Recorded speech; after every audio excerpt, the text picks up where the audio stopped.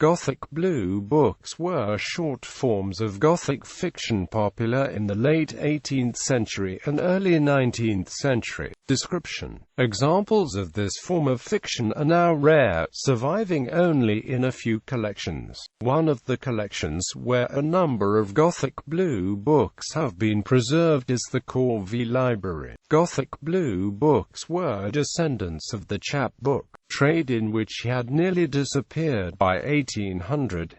They measured about 3.5 to 4 inches wide and 6 to 7 inches high. Many of the blue books contained outright plagiarism, being as they were merely plot summaries of full-length Gothic novels. Almost all were abridgments of full-length Gothic novels, usually without change of the title or characters' names from the original. Gothic blue books were usually either 36 or 72 pages long, selling for either sixpence or a shilling respectively. It is from the price that they derived the nicknames shilling shockers and sixpenny shockers. While full-length Gothic novels written by authors like Horace Walpole, Matthew Lewis, and Anne Radcliffe were expensive, these sixpenny shockers were affordable versions of the same stories. These short forms of the Gothic were not popular with critics, with some deeming them as the toxic literary waste of the time period. Like the Gothic novel, Gothic blue books fell into two general groups. One featured a background with a monastery or convent, following novels like The Monk or The Italian, and the other group featured the Gothic castle, following novels such as The Castle of Otranto and The Mysteries of Udolpho. One of the reasons for the appeal of these abridgments was their ability to tell the same story as a 3 to 4 volume novel in 36 or 72 pages, successfully bringing the characters to the altar or to the grave. The fiction was highly predictable, and readers could hardly miss the point of the story because the narration was straightforward. Given the reasonable prices, they were said to have been sold by every other bookseller in the United Kingdom, and therefore readily available. Gothic blue books lured the consumer with engravings and woodcuts on the title pages and frontispieces. These illustrations were often fearsome, with the prototypical image being that of a maiden in flight down a dark path glancing over her shoulder. It was common for these books to have two titles, with the first highlighting the love interest and the second emphasizing the horror element. An example is the title, A Gothic Romance, The Cavern of Horrors.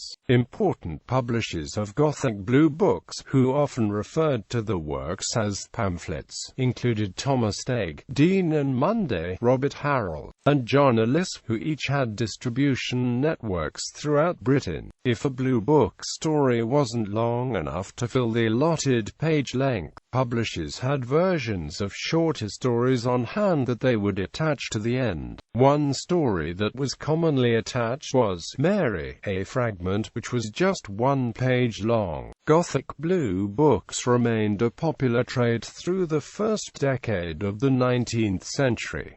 Popularity among writers. From autobiographies, it appears that Gothic blue books were read by writers like Percy Shelley, Robert Southey, and Sheridan Le Fanu in the youth. One of Percy Shelley's childhood friends, Thomas Medwin, said of Shelley, he was very fond of reading, and greedily devoured all the books which were brought to school after the holidays. These were mostly blue books. Who does not know what blue books mean? But if there should be anyone ignorant enough not to know what those dear darling volumes, so designated from the covers, contain, be it known that they were to be bought for sixpence, and embodied stories of haunted castles, bandits, murderers, and other grim personages, a most exciting and interesting sort of food for boys' minds.